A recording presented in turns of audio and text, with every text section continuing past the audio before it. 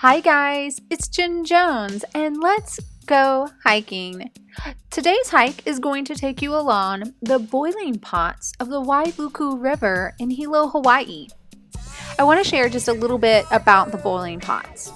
Basically, during the rainy season, which can be any time, the river churns through a succession of pots resembling a steaming jacuzzi. Some of the river water actually flows beneath a level of old lava, then it suddenly bubbles up as if it were boiling. Hence the name boiling pots. The pots are visible from the parking area, but if you hike down the trail to the water's edge, it's much more exciting. And that's where this video will take you. Thanks for watching.